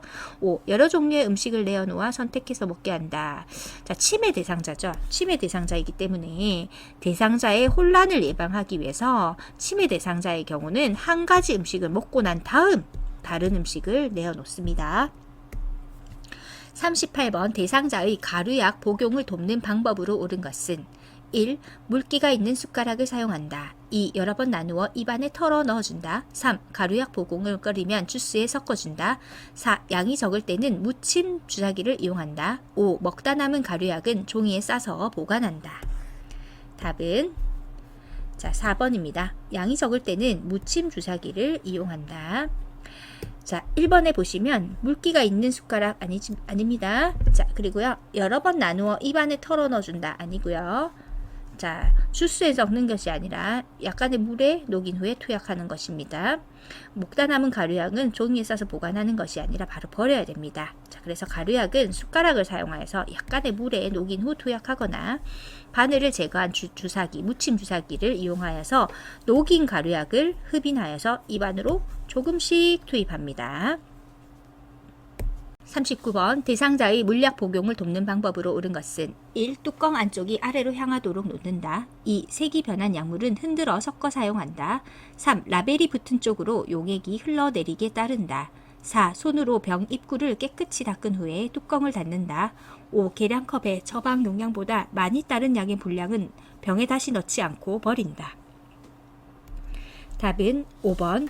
계량컵의 처방 용량보다 많이 따른 양의 분량은 병에 다시 넣지 않고 버린다. 자, 1번에 보시면 뚜껑 안쪽이 아니라 뚜껑의 위가 바닥으로 가도록 놓습니다. 그리고 색이 변한 약물은 섞어 사용하시면 안 되고 바로 버립니다. 라벨이 붙은 쪽으로 하게 되면 묻어지게 되니까 라벨의 반대쪽 방향으로 용액을 따릅니다. 자, 손으로 닦으면 안 되고요. 병 입구를 깨끗이 닦기는 하지만 손으로 닦는 것은 옳지 않습니다. 40번 대상자의 귀에 약을 점적하는 방법으로 옳은 것은 1. 귓구멍 중앙에 약물을 점적한다. 2. 약물은 햇볕이 잘 드는 곳에 보관한다. 3. 점적 후에 귀에 작은 솜을 하루 동안 끼워 놓는다. 4. 점적 전에 면봉으로 귓바퀴와 외이도를 닦는다. 5. 귓바퀴를 후하방으로 잡아당겨 약물을 점적한다. 답은 4번. 점적 전에 면봉으로 귓바퀴와 외이도를 닦는다 입니다. 41번 대상자의 화장실 배설을 돕는 방법으로 옳은 것은 1. 잠금 장치는 문 안쪽에 설치한다. 2. 이동 시에 신고 벗기 쉬운 슬리퍼를 신긴다. 3. 대상자의 눈높이 아래에 화장실 표시를 한다. 4. 배설 후에 어지러우면 변기 옆에 설치된 응급벨을 누르라고 한다. 5. 배설을 마칠 때까지 옆에 있으면서 손을 잡아준다. 답은 4번. 배설 후에 어지러우면 변기 옆에 설치된 응급벨을 누르라고 한다. 자, 1번에 잠금 장치는 문 안쪽에 설치하면 아주 위험한 상태가 이제 문 안쪽에서 잠겨지면은 열 수가 없죠. 자, 이동 시에 신고 벗기 쉬운 슬리퍼를 신긴다. 자, 대상자가 다치거나 넘어질 수 있으므로 안전한 환경을 조성해야 됩니다. 슬리퍼를 신기지 않습니다. 대상자 눈높이 아래가 아니라 눈높이에 맞추어서 화장실 표시를 하고 배설을 마칠 때까지 옆에 있으면서 손을 잡아준다. 좋은 문구 같은데 전혀 아닙니다. 왜냐하면 대상자는 요양보호사가 바로 옆에서 배설이 끝나기를 기다리는 것에 부담을 느끼고 수치심을 느낄 수도 있어요. 따라서 요양보호사는 대상자에게 의향을 물어서 옆에 있을지 나가 있을지 확인하셔야 되고요. 요양보호사가 밖에서 기다려주기를 원한다면 대상자 옆에 호출기를 두고 도움이 필요할 시 요청하도록 알립니다. 또한 화장실 밖에서 기다릴 때는요. 요양보호사는 중간중간 대상자에게 말을 걸어서 상태를 살펴야 됩니다. 42번 보행이 불가능한 대상자의 침상 배설을 돕는 방법으로 옳은 것은 1. 무릎 아래에 방수포를 깐다. 2. 항문이 변기 중앙에 오게 한다. 3. 스크린을 치운 후에 옷을 입혀준다. 4. 배변이 끝나면 침대 머리를 높인다. 5. 바지를 내린 후에 홑이불로 덮어준다. 답은 2번 항문이 변기 중앙에 오게 한다 입니다. 자, 무릎 아래에 방수포를 깔면은 방수의 효과가 없겠죠. 엉덩이 밑에 방수포를 깝니다. 스크린을 치운 후에 옷을 입혀준다 아니고요. 이렇게 되면 수치심이 느껴질 수 있기 때문에 옷과 이불을 정리하고 옷을 입혀주고 난 다음 사생활 보호를 위해서 사용한 커튼과 그 스크린을 제거합니다. 배변이 끝나면 침대 머리를 높인다. 아니고요. 배변이 끝나면이 아니고 침대를 올려주어서 대상자가 배에 힘을 주기 쉬운 자세를 취하게 합니다. 즉 배변을 할 때 침대를 올려주어서 배변할 수 있게 해주고요. 그리고 배설이 끝난 것을 확인한 후 방에 들어가서 침대 머리를 낮추고 무릎 덮개를 걷어내는 것입니다. 5. 바지를 내린 후에 홑이불로 덮어준다. 자, 허리 아래 부분을 무릎 덮개로 늘어뜨려 덮은 후에 그 다음 바지를 내립니다. 그래서 수치심을 느끼지 않도록 최대한 배려를 해주는 것입니다. 43번 왼쪽 편마비 대상자의 이동 변기 사용을 돕는 방법으로 옳은 것은 1. 등받이가 없는 변기에 앉힌다. 2. 변기의 높이를 침대보다 높게 한다. 3. 변기 손잡이를 왼손으로 잡게 한다. 4. 변기를 대상자의 오른쪽 침대 난간에 붙인다. 5. 배설 중에는 몸이 기울어지지 않도록 대상자의 오른쪽을 지지해 준다. 답은 4번 변기를 대상자의 오른쪽 침대 난간에 붙인다. 자, 지금 왼쪽 편마비 대상자이기 때문에 건강한 쪽으로 붙여줘야 되겠죠. 그래서 오른쪽 침대 난간에 붙이는 것입니다. 편마비의 경우 이동 변기는 건강한 쪽으로 침대 난간에 빈틈없이 붙이거나 30에서 45도 비스듬히 붙인다 입니다. 자, 1번에 등받이가 없는 변기가 아니고 이동 변기는 편안히 오랫동안 앉아 있을 수 있도록 팔걸이하고 등받이가 있어야 합니다. 변기의 높이는 침대와 같게 해야 되겠죠. 같도록 합니다. 변기 손잡이를 왼손이 아니죠. 왼손은 편마비 된 곳이기 때문에 힘이 없죠. 그래서 건강한 쪽 손, 즉 오른쪽 손으로 잡게 합니다. 5. 배설 중에는 몸이 기울어지지 않도록 대상자의 그렇죠. 왼쪽이죠. 불편한 쪽을 지지를 해줘야 됩니다. 44번 대상자가 몇 번 실금을 했어도 기저귀를 바로 사용하지 않는 이유는 1. 욕창이 발생하기 때문에 2. 움직임이 제한되기 때문에 3. 기저귀 사용 비용이 부담되기 때문에 4. 비뇨기계 감염이 발생할 수 있기 때문에 5. 스스로 배설하는 습관이 약화될 수 있기 때문에 답은 5번 스스로 배설하는 습관이 약화될 수 있기 때문에입니다. 자, 기저귀 사용의 기본 원칙을 보겠습니다. 대상자가 몇 번 실금을 했다고 해서 기저귀를 바로 사용하는 것은 좋지 않습니다. 대소변을 전혀 가리지 못하는 경우, 배설 욕구를 느끼지 못하는 경우, 치매 등으로 실금이 빈번해서 부득이한 경우에만 기저귀를 사용합니다. 기저귀를 쓰게 되면 대상자가 기저귀에 의존하게 되어 스스로 배설하던 습관이 사라지고 치매 증상 및 와상 상태가 더욱 심해질 수 있습니다. 기저귀를 사용했던 대상자라고 해도 약간의 도움으로 대상자가 이동할 수 있으면 이동 변기를, 허리를 들 수 있다면 간이 변기를 사용하는 것을 시도해 봅니다. 가능하면 대상자가 화장실이나 변기에서 배설할 수 있도록 돕습니다. 45번 유치도뇨관을 삽입하고 있는 대상자가 아랫배가 불편하고 불룩해요 라고 말할 때 대처 방법은 1. 움직이지 않게 한다. 2. 소변 주머니를 비워준다. 3. 도뇨관이 꼬였는지 확인한다. 4. 따뜻한 물 주머니를 복부에 대어준다. 5. 침대 머리를 올려 반좌위를 취하게 한다. 답은 3번 도뇨관이 꼬였는지 확인한다. 자, 해설을 보시면 유치도뇨관이 막히거나 꼬여서 소변이 제대로 배출되지 않으면 방광에 소변이 차서 아랫배에 팽만감과 불편감이 있고 아플 수 있습니다. 46번 대상자의 칫솔질을 돕는 방법으로 옳은 것은 1. 잇몸에서 치아 쪽으로 닦는다. 2. 치약의 청량감이 유지되도록 입안을 물로 한 번만 헹군다. 3. 머리를 뒤로 젖히게 하고 칫솔질을 한다. 4. 치약을 칫솔모 위에 두툼하게 올려서 짠다. 5. 혈액 응고장애가 있으면 칫솔 대신 치실을 사용한다. 답은 1번 잇몸에서 치아 쪽으로 닦는다. 자, 그래서 칫솔질은 잇몸에서 치아 쪽으로 닦습니다. 이번에 입안을 물로 한 번만 헹군다. 아니죠. 입안을 깨끗해질 때까지 여러 번 헹구고 마른 수건으로 입 주위를 닦습니다. 3번 머리를 뒤로 젖히게 하고 칫솔질을 한다. 틀렸고요. 머리를 높게 하여 물을 삼키지 않도록 하고 또 머리를 옆으로 돌려 내용물을 뱉어내도록 합니다. 자, 4번 치약을 칫솔모 위에 두툼하게 올려서 짠다. 자, 칫솔 위에 두툼하게 올린 치약은 치아 사이사이에 닿지 않습니다. 치약을 칫솔 위에서 눌러 짜서 치약이 솔 사이에 끼어들도록 해야 합니다. 5번에 혈액 응고 장애가 있으면 칫솔 대신 치실을 사용한다 라고 했는데 혈액 응고 장애가 있는 대상자는 출혈 가능성이 있기 때문에 치실은 사용하지 않습니다. 그래서 치실을 사용한다, 사용하지 않는다 라고 해야 합니다. 47번 대상자의 머리를 감기는 방법으로 옳은 것은 1. 두피를 손톱으로 마사지한다. 2. 공복과 식후를 피하여 감긴다. 3. 모발 끝에서 두피 쪽으로 빗질한다. 4. 감긴 후에 남은 물기는 자연 건조한다. 5. 두피에 상처가 있으면 연고를 바른다. 답은 2번 공복과 식후를 피하여 감긴다. 정답입니다. 자, 1번 두피를 손톱이 아니라 손가락 끝으로 마사지합니다. 3번 모발 끝에서 두피 쪽으로 빗질한다. 아니죠. 반대입니다. 한 손은 모발을 잡고요. 다른 한 손으로 두피에서부터 모발 끝 쪽으로 빗습니다. 4번 감긴 후 남은 물기는 자연 건조, 아니죠. 한기를 느낄 수 있기 때문에 헤어 드라이어를 사용해서 신속하게 말리는 것이 좋으며 머리로부터 10cm 이상 떨어뜨려서 사용해야 합니다.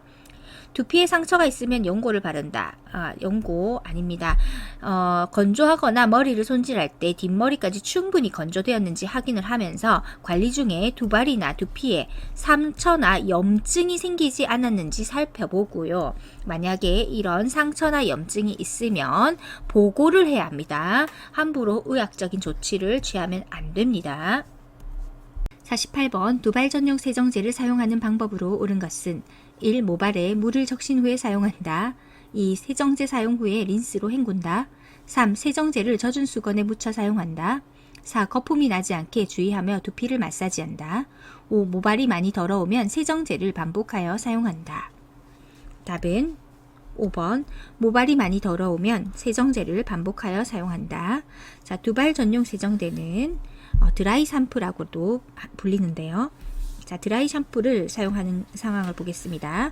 물을 사용할 수 없거나 신체적으로 움직이기 힘들 때에는 드라이 샴푸를 사용하는 방법도 있습니다.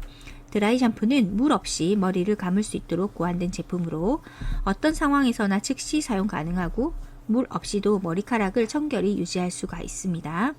감기는 방법은 머리카락이 충분히 적셔지도록 드라이 샴푸를 바른 후 거품이 나도록 머리를 마사지합니다.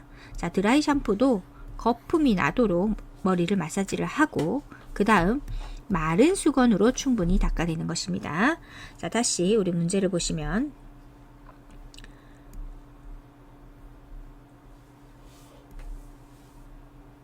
1번 모발에 물을 적신 후에 사용한다 라고 했는데 물을 사용할 수 없는 상황입니다. 그죠? 그래서 드라이 샴푸라고 하는데 물을 적신 후라고 해서 틀렸고요.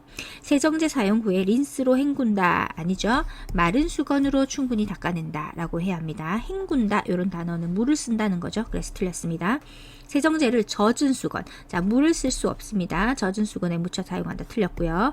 거품이 나지 않게 주의하며 이 부분이 틀렸죠. 거품이 나도록 머리카락이 충분히 적셔지도록 드라이 샴푸를 바른 후에 거품이 나도록 머리를 마사지하는 것입니다. 그리고 나서 마른 수건으로 충분히 닦아내는 것입니다. 49번 대상자가 부끄럽다며 회음부 씹는 것을 거부할 때 대처 방법은 자, 1번 대상자가 요청할 때까지 기다린다. 2. 보호자에게 연락하여 도움을 요청한다. 3. 대상자를 존중하여 거부 의사를 받아들인다. 4. 전용 물수건을 제공하여 스스로 씻을 수 있게 한다. 5. 청결을 위해 본인 의사와 관계없이 씻긴다. 답은 4번 전용 물수건을 제공하여 스스로 씻을 수 있게 한다가 정답입니다. 회음부 청결 관리를 할 때는 대상자가 수치심을 느끼거나 성희롱 문제가 발생할 수 있습니다. 따라서 최대한 대상자가 스스로 하도록 도와야 합니다. 그래서 전용 물수건을 제공하여 스스로 씻을 수 있게 한다라고 하는 것이 정답이 되겠습니다. 50번 거동이 불편한 대상자의 통목욕을 돕는 방법으로 옳은 것은 1. 팔, 몸통, 회음부, 다리 순으로 닦는다. 2. 식사 직전에 목욕을 시켜 식욕을 돋운다. 3. 불편한 쪽 손으로 안전 손잡이를 잡게 한다. 4. 대상자의 등을 욕조 안쪽 벽에 대고 앉게 한다. 5. 요양보호사의 발끝으로 물의 온도를 확인한다. 답은 4번 대상자의 등을 욕조 안쪽 벽에 대고 앉게 한다가 정답입니다. 자, 1번이 틀린 이유는 순서가 이렇게 됩니다. 다리, 그리고 팔, 몸통, 회음부입니다. 자, 다시 다리, 팔, 몸통, 회음부 순서입니다. 자, 이번에 식사 직전에 목욕을 시킨다는 것이 틀렸어요. 자, 열이 나거나 혈압이 상승했을 때, 그리고 기분이 불쾌하거나 몸이 필요할 때, 그리고 공복 시, 식사 직전, 식사 직후에는 자, 목욕을 피합니다. 자, 그래서 식사 직전에 목욕을 시킨다고 했기 때문에 틀렸습니다. 자, 이 부분 시험 잘 나올 수 있어요. 열이 나거나 혈압이 상승했을 때, 기분이 불쾌하거나 몸이 피로할 때, 공복 시에, 또 식사 직전에, 그리고 식사 직후에는 목욕을 피합니다. 3번. 자, 불편한 쪽으로 안전 손잡이를 잡게 하면 위험하죠. 자, 그래서 건강한 쪽 손으로 손잡이나 보조 도구를 잡게 합니다. 5번에 요양보호사의 발끝으로 물의 온도를 확인한다. 우리 책에 보시면 욕조에 더운 물을 받아 요양보호사의 손등으로 물의 온도를 확인합니다. 그리고 대상자를 목욕 의자에 앉히고 발끝에 물을 묻혀, 그러니까 대상자의 발로 발끝에 물을 묻혀서 미리 온도를 느껴보게 합니다. 왜냐하면 요양보호사는 괜찮다고 생각하더라도 대상자에게는 뜨거울 수 있기 때문에, 그리고 너무 차가울 수 있기 때문에 대상자 입장에서의 물의 온도를 확인하는 방법이 되겠습니다. 51번. 침상에 누워있는 편마비 대상자를 일으켜 앉히는 순서는 가. 대상자의 건강한 쪽에 선다. 나. 마비된 쪽 손을 가슴 위에 올려놓는다. 다. 대상자의 양쪽 무릎을 굽혀 세운다. 라. 대상자의 등과 어깨, 넙다리를 지지하여 앉힌다. 마. 마비된 쪽이 위로 오도록 돌려 눕힌다. 잠시 스탑하시고 문제를 풀어보세요.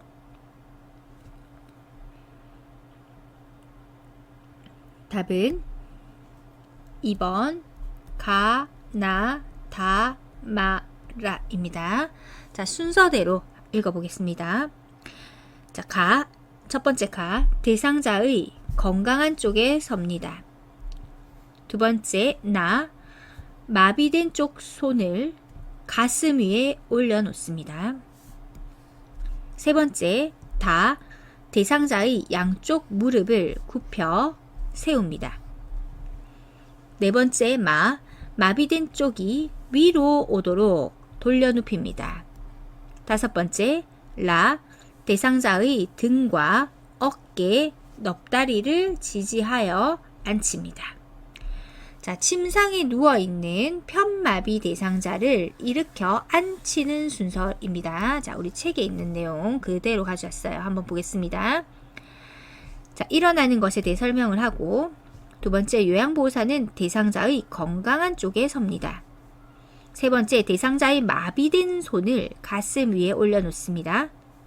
네 번째 대상자의 양쪽 무릎을 굽혀 세운 후 어깨와 엉덩이 또는 넙다리를 지지하여 요양보호사 쪽, 즉 마비측이 위로 오게 해서 요양보호사 쪽으로 돌려 눕힙니다.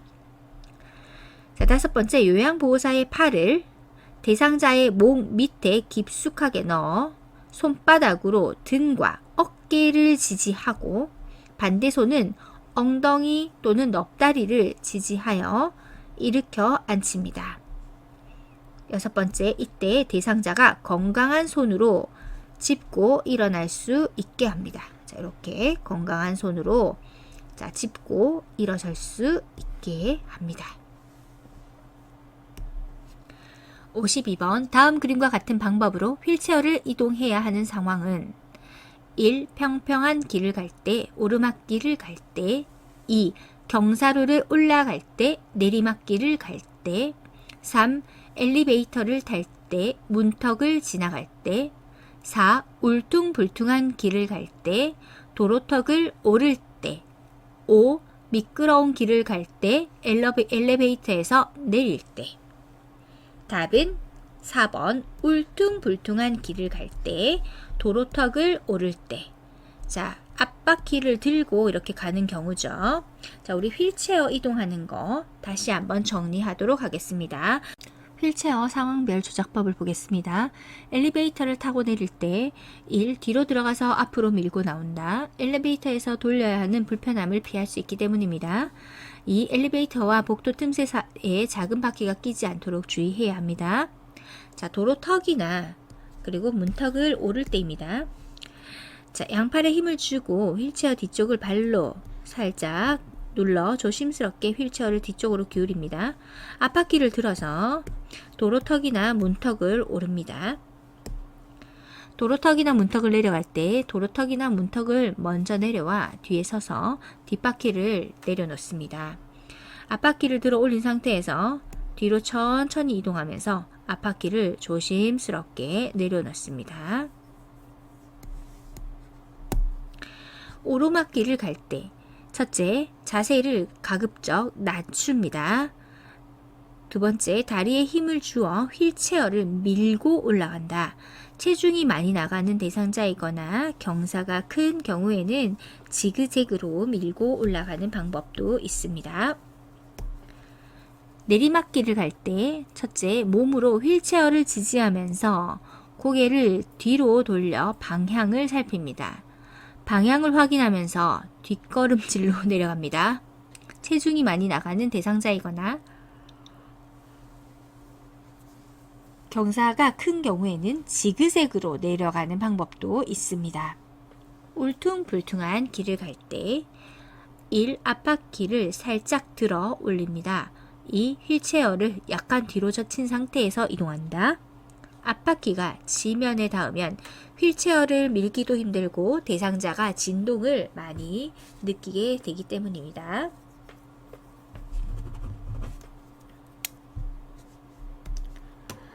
(53번) 그림과 같이 자동차에 앉아있는 편마비 대상자를 휠체어로 옮기는 순서는 가. 자동차 안전벨트를 풀어준다.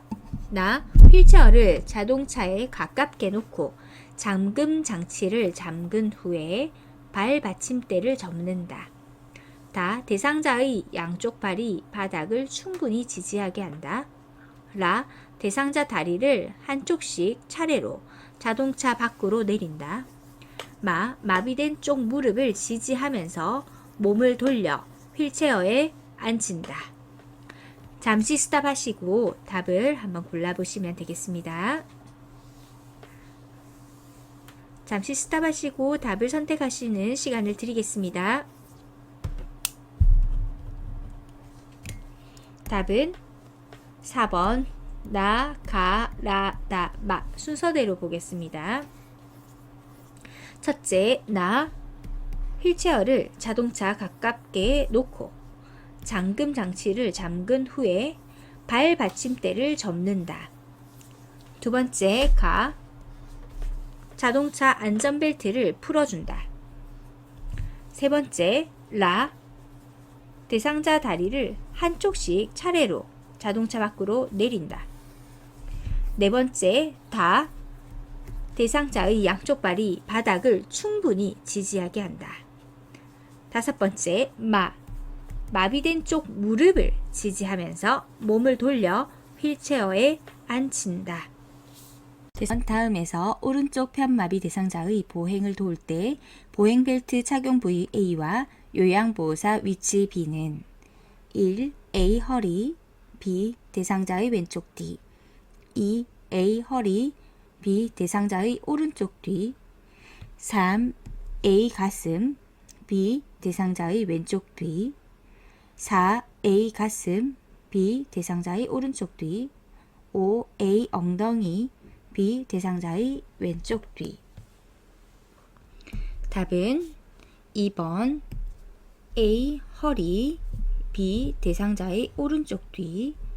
자, 오른쪽 편마비 대상자의 보행을 도울 때이기 때문에 불편한 쪽 뒤에 서서 이렇게 도와줘야 되겠죠. 따라서 허리이고요.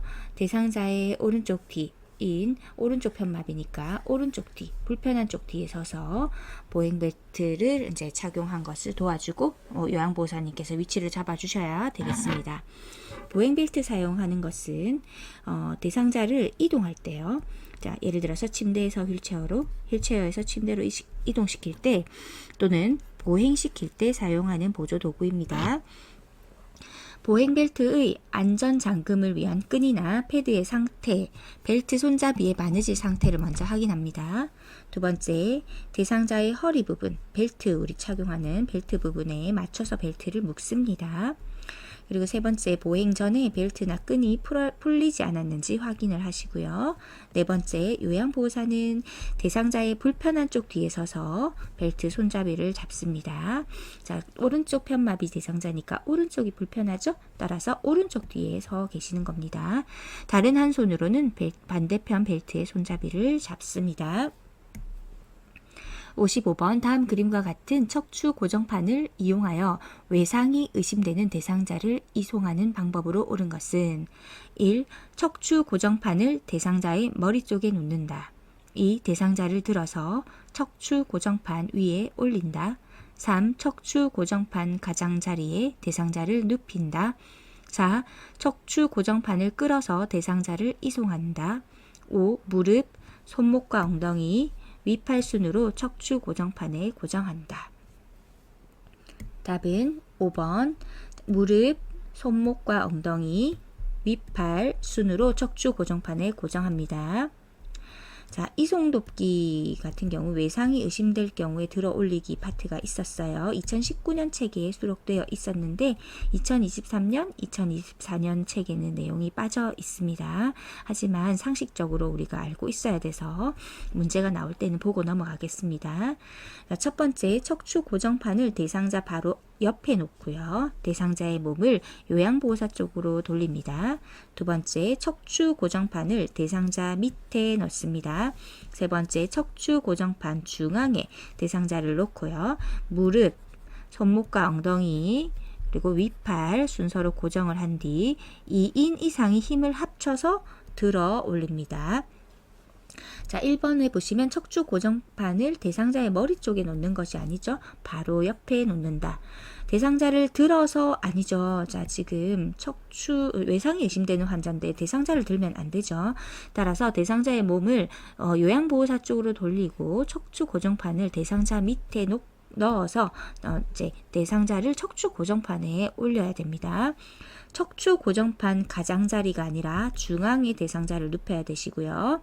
자, 척추 고정판을 끌어서 대상자를 이송한다 아니고요. 2인 이상의 힘을 합쳐서 척추 고정판을 조심스럽게 들어서 이송을 하시는 것입니다. 56번 노인 장기요양보험 복지용구 급여로 대여할 수 있는 품목은 자, 답은 한번 보십시오. 자, 스탑하셔서 답을 골라주세요. 답은 4번입니다. 자, 4번 보시면 크랭크 손잡이가 있는 수동 침대입니다. 자, 1번은 지팡이고요. 지팡은 구입 품목입니다. 2번은 이동 변기고 구입 품목이고, 세 번째 목욕 의자 구입 품목, 다섯 번째 성인용 보행기죠. 구입 품목입니다. 자, 해설을 잘 보시고요. 57번 대상자가 유치도뇨관을 삽입하고 있을 때 요로 감염을 의심할 수 있는 증상은 1. 옆구리 부위 통증, 2. 요도 분비물 감소, 3. 일일 소변량 증가, 4. 둔부 욕창, 5. 느린 맥박. 답은 1번 옆구리 부위 통증입니다. 자, 요로 감염을 의심할 수 있는 증상은 옆구리 부위 통증, 소변에서 심한 악취가 나거나 색이 보통과 다른 많은 변환이 있는 심하게 변하는 경우, 그리고 요도 분비물이 배출되는 경우 등이 있습니다. 58번 혼자서 걸을 수 있는 대상자가 화장실을 이용할 때 낙상을 예방하는 방법으로 옳은 것은 1. 화장실 입구에 화분을 둔다. 2. 취침 시에는 화장실 표시 등을 끈다. 3. 변기에 면 커버를 씌운다. 4. 화장실 바닥에 작은 깔개를 깔아둔다.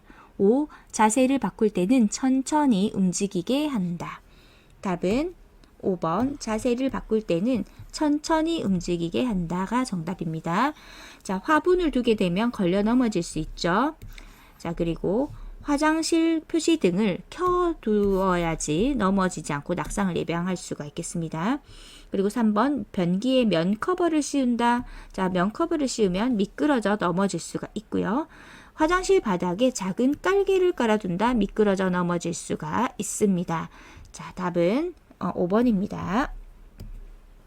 59번 태풍 예보를 듣고 대비하는 방법으로 옳은 것은 1. 주유대에 있는 자동차의 연료를 비운다. 2. 배수구에 쌓인 쓰레기를 치운다. 3. 현관문과 창문을 열어둔다.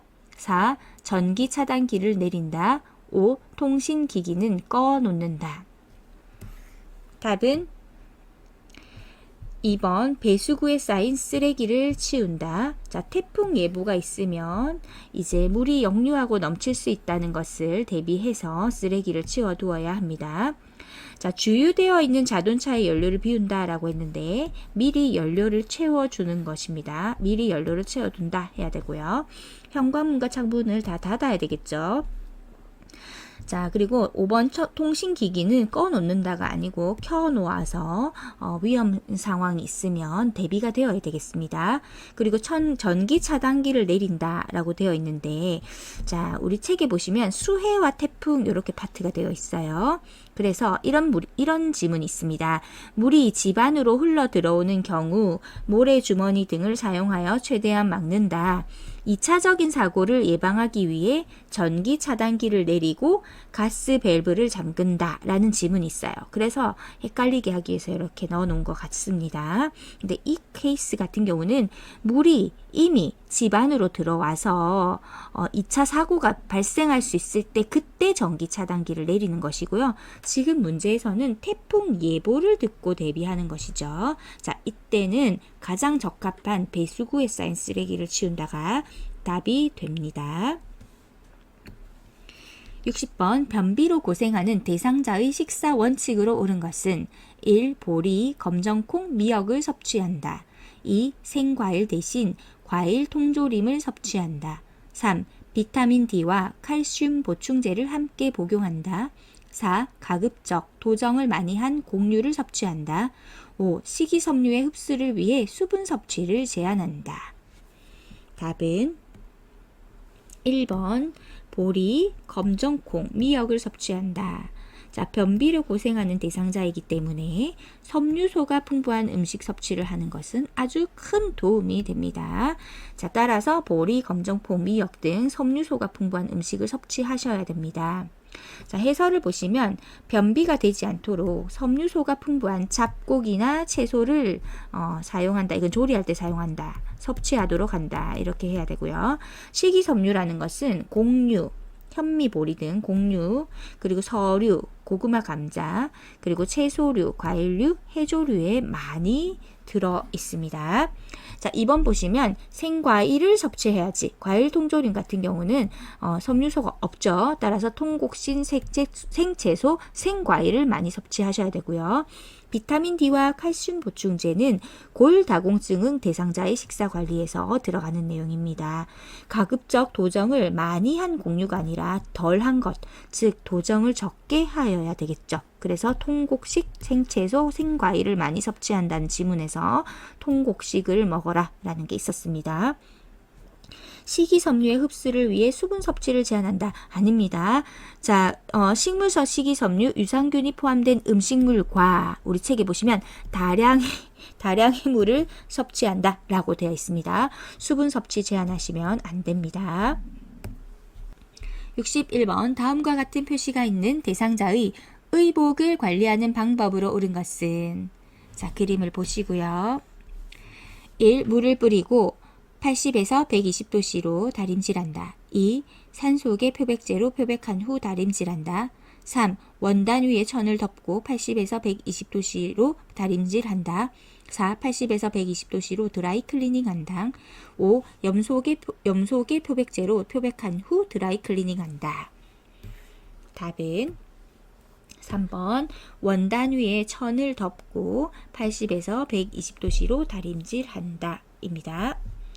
62번 제가 대상자의 외출에 동행하는 방법으로 옳은 것은 1. 큰 보폭으로 빠르게 걷게 한다. 2. 외출에 필요한 물품은 센터에서 챙기게 한다. 3. 계단을 오를 때 몇 걸음에 한 번씩 쉬게 한다.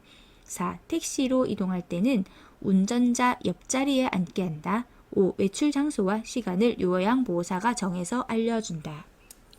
답은 3번 계단을 오를 때 몇 걸음에 한 번씩 쉬게 한다. 자, 틀린 부분을 이렇게 그어놨죠. 큰 보폭으로 바르게 걸을 수 없는 분을 이렇게 하시면 안 되고 센터에서 챙기는 것이 아니라 미리 이제 집에서 다 챙겨야 되고요.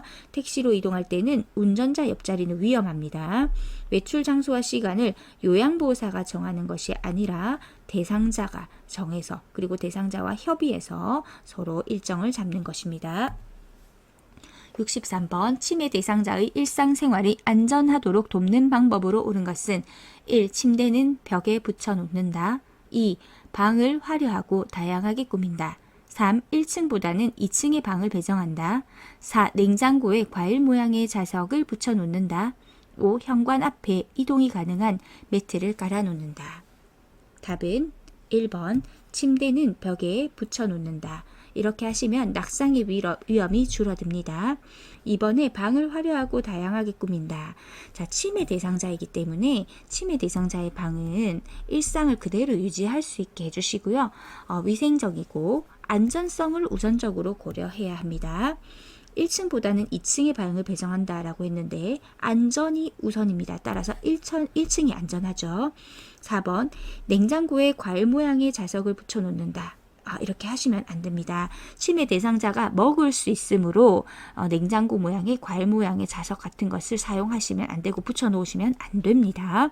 5. 현관 앞에 이동이 가능한 매트를 깔아 놓는다. 자, 매트 같은 것들은 넘어질 수 있기 때문에 치매 대상자가 다니는 곳에 전기 코드, 양탄자, 깔개를 두지 않습니다. 64번 시설 치매 대상자가 요양보호사를 따라다니며 다음과 같이 반복적으로 질문할 때 반응으로 적절한 것은 대상자, 내가 집에 갈 날이 얼마나 남았어? 요양보호사 1. 어르신은 며칠 남은 것 같으세요? 2. 저와 달력을 보면서 확인해 봐요. 3. 어제도 알려드렸는데 아무튼 한참 멀었어요. 4. 집에는 아무도 없어요. 여기에 계속 계실 거예요. 5. 저는 어르신과 같이 있고 싶은데 집에 가고 싶으시군요. 답은 2번 저와 달력을 보면서 확인해 봐요. 자, 반복적인 질문이나 행동을 하는 이유가 있습니다. 자, 치매 대상자는 주변 상황을 인식할 수 없기 때문에 자신의 안전을 확인하고 싶어서 이렇게 할 수도 있고요. 논리적으로 생각하는데 문제가 있기 때문에 자신이 가진 의문에 대한 답을 구하지 못한다고 생각할 수도 있습니다. 또 관심을 얻기 위해 행동할 수도 있어요. 자, 그래서 수용해 주면서 2번과 같이 답을 하시면 되겠습니다. 65번 방금 식사를 마친 치매 대상자가 또 밥을 달라고 할 때 반응으로 적절한 것은 1. 과식하면 건강에 해로워요. 2. 방금 드셨잖아요. 무슨 말씀이세요? 3. 요즘 들어 더 자주 깜빡깜빡 하시네요. 4. 식사를 준비하고 있으니 조금만 기다리세요. 5. 밥 대신 바나나, 뻥튀기, 떡 중에 무엇을 드릴까요? 답은 4번 식사를 준비하고 있으니 조금만 기다리세요. 자, 대상자가 자신이 행동한 것, 체험한 것을 계속 잊고 있습니다. 이때는 대상자 입장에서 납득이 가는 언행이 무엇일까라고 생각해 보시면 답을 고르실 수가 있습니다. 자, 밥 달라고 했으니까 식사 준비하고 있으니까 조금 기다리세요. 이렇게 얘기하는 겁니다. 66번 치매 대상자가 밤에 누웠다 일어났다 하며 잠을 못 이룰 때 돕는 방법으로 옳은 것은 1. 침실의 온도를 적절하게 조절해준다. 2. 따뜻한 녹차를 제공한다. 3. 조명을 밝게 해준다. 4. 산책을 원하면 다녀오게 한다. 5. 고강도의 유산소 운동을 하게 한다. 답은 1번 침실의 온도를 적절하게 조절해 준다가 맞습니다. 자, 따뜻한 녹차를 제공한다 라고 했는데 우리 책에는 공복감으로 잠이 안 오는 경우에 따뜻한 우유 등을 마신다 라고 되어 있어요. 자, 조명을 밝게 해주면 잠을 자기가 힘들죠. 산책을 원하면 다녀오게 한다. 다녀오게 하시면 안 되고 잠에서 깨어나 외출하려고 하면은 함께 동행을 해주셔야 합니다. 고강도의 유산소 운동을 하면 잠을 더 잘 이룰 수가 없게 되고 잠을 못 자게 되죠. 67번 프로그램에 참여하던 치매 대상자가 갑자기 일어나서 안절부절 못하며 배회할 때 대처 방법은 1. 신체적 욕구가 있는지 확인한다. 2. 커튼을 쳐서 실내를 어둡게 한다. 3. 그대로 놔둔 채 프로그램을 진행한다. 4. 조용한 방으로 데려가 혼자 있게 한다. 5. 프로그램에 집중하라고 권유한다. 답은 1번 신체적 욕구가 있는지 확인한다. 자, 그래서 치매 대상자가 갑자기 일어나서 안절부절 못하고 배회할 때 가장 먼저 해야 되는 것이 신체적 욕구가 있는지 확인해 보는 것입니다. 68번 다음과 같은 상황에서 요양보호사의 대처 방법은 시설 침해 대상자가 갑자기 방에서 뛰어나오며 엄마 어디 있어? 라며 허공에 손짓을 한다. 1. 엄마가 무슨 옷을 입었는지 물어본다. 2. 엄마는 오래전에 돌아가셨다고 말해준다. 3. 지금은 저녁이니 내일 찾으러 가라고 말한다. 4. 낮에 사온 사과가 맛있는지 먹어보자고 한다. 5. 병세가 심해서 헛것이 보이는 것이라고 설명한다. 답은 자, 4번 낮에 사온 사과가 맛있는지 먹어보자고 한다. 자, 이것은 치매 대상자가 다른 것에 신경을 쓰도록 계속 관심을 돌린다라는 표현에 응용된 내용입니다. 낮에 사온 사과가 맛있는지 먹어보자고 한다가 답입니다. 자, 망상의 원인은 피해의식, 불안감, 상실감, 그리고 고독감, 질투심 등이 원인이 될 수 있고요. 자, 지적을 당하거나 비난을 당하거나 무관심의 상황에 있거나 무시당할 때 또 망상의 원인이 될 수 있습니다. 또 시력이나 청력의 감퇴로 돌봄 제공자들이 하는 이야기를 잘 알아들을 수 없는 경우 등이 있습니다. 그래서 우리가 봤을 때 망상의 이제 어떤 형태가 보이게 되는데요. 이때 소통하는 방법은 부정하거나 설득하거나 논쟁하지 않습니다. 그리고 조용하고 온화한 태도를 유지하셔야 되고, 자, 주장이나 감정을 그대로 수용해 줍니다. 그리고 주의를 전환하는 거 참 좋은 방법이죠. 자, 우리 문제같이 낮에 사온 사과가 맛있는지 먹어보자 라고 하면서 주의를 전환시켜 주는 것이 좋습니다. 지속적인 관심과 배려를 하고요. 전문의와 상담을 하셔야 되겠습니다. 69번 시설 침해 대상자가 텔레비전 소리가 나면 큰 소리로 욕을 할 때 반응으로 적절한 것은 1. 이러시면 모두가 어르신을 싫어해요. 2. 귀마개가 필요하시군요. 별도로 사다 드릴게요. 3. 많은 사람들이 있는 곳이니 예의를 지켜주세요. 4. 어르신이 좋아하는 화분에 꽃이 말랐네요. 물 주러 가요. 5. 모두들 신나 하는 트로트가 나오고 있으니 어르신께서 참으세요. 답은 4번 어르신이 좋아하는 화분에 꽃이 말랐네요. 물 주러 가요. 자, 이것은 기분 전환을 유도한 것입니다. 자, 공격성의 원인은 시끄러운 환경이나 망상, 환각, 신체 질환 때문일 수도 있고요. 치매 노인에 대한 낮은 이해도 때문에 공격적으로 반응을 상대가 할 수도 있습니다. 언어로 인한 표현 부족 때문일 수도 있고, 자, 돌봄 제공자가 치매 노인의 마음이나 행동을 잘 이해하지 못하고 대화하는 경우에 갑작스럽게 공격적으로 나올 수가 있습니다. 이때 의사소통하는 방법은 원인을 생각하고 차분하게 대처하시고, 감정에 초점을 맞추고 마음을 안정시켜 주시고, 기분 전환을 유도하고, 칭찬과 격려하고, 과도한 요구를 하지 않으면서 합니다. 그리고 거부하는 경우에는 쉼을 두고 시도를 합니다. 자, 그래서 이제 이렇게 다운을 시켜야 되잖아요. 그때 거부를 막 하실 수가 있어요. 그때는 쉼을 두고 약간 지켜보는 것도 방법이 됩니다. 70번 시설 침해 대상자가 거실에서 나와 자위행위를 할 때 대처 방법은 1. 거실에 있는 대상자들을 다른 곳으로 이동시킨다. 2. 멈추지 않으면 좋아하는 물건을 가져간다고 한다. 3. 수치심을 주어 행동을 멈추게 한다. 4. 자위행위가 끝날 때까지 기다린다. 5. 상하의가 붙은 옷으로 갈아입힌다. 답은 2번 멈추지 않으면 좋아하는 물건을 가져간다고 한다. 자, 71번 치매 대상자가 개구리 울음소리를 들으면서 어린 시절 이야기를 할 때 향상될 수 있는 인지 능력은 1. 순발력, 2. 계산력, 3. 진압력, 4. 통제력, 4. 지구력. 답은 3번 진압력입니다. 자, 진압력이라는 것은 현재의 시간, 지금 내가 있는 장소, 나와 같이 있는 사람을 인식하는 데 사용되는 기능입니다. 그러면 현재의 시간을 안다는 것은 과거의 시점과 구분할 수 있다는 뜻도 되죠. 자, 진압력 저하라는 것은 날짜와 시간에 대한 개념이 떨어져 날짜, 요일, 계절 등을 착각하고 실수합니다. 오랫동안 지내던 집도 자신의 집이 아니라고 부인하고 가족의 얼굴을 보고도 알아보지 못하기도 하고요. 일반적으로 시간에 대한 장애가 가장 먼저 생깁니다. 진행되면 날짜, 계절, 밤낮을 구분하지 못합니다. 사람에 대한 진압력은 치매가 진행된 후에 손상되어 가끔 만나는 사람을 알아보지 못하다가 말기에는 가까운 사람도 알아보지 못하게 되죠. 자, 그래서 개구리 울음소리를 들으면서 어린 시절 얘기를 한다는 것은 과거를 회상하는 것이기 때문에 현재하고 구분을 할 수 있게 되고, 그래서 진압력이 향상될 수 있습니다. 내가 어렸을 때 이 개구리 울음소리를 들으면서 이렇게 놀았었지 라고 이렇게 얘기를 하는 거죠. 72번 다음과 같은 상황에서 요양보호사의 공감 반응으로 적절한 것은 맨날 밥 먹어라, 낭치질해라, 옷 갈아입어라, 정말 귀찮아 죽겠네. 요양보호사 1. 일일이 간섭하는 것 같아 기분이 상하셨군요. 2. 귀찮다고 하시니 제가 다 해드릴게요. 3. 깨끗하게 지내시라고 챙겨드리는 거예요. 4. 사실은 저도 이렇게까지 챙기기 힘들어요. 5. 그렇게 말씀하시니 제가 서운하네요. 답은 1번. 일일이 간섭하는 것 같아 기분이 상하셨군요.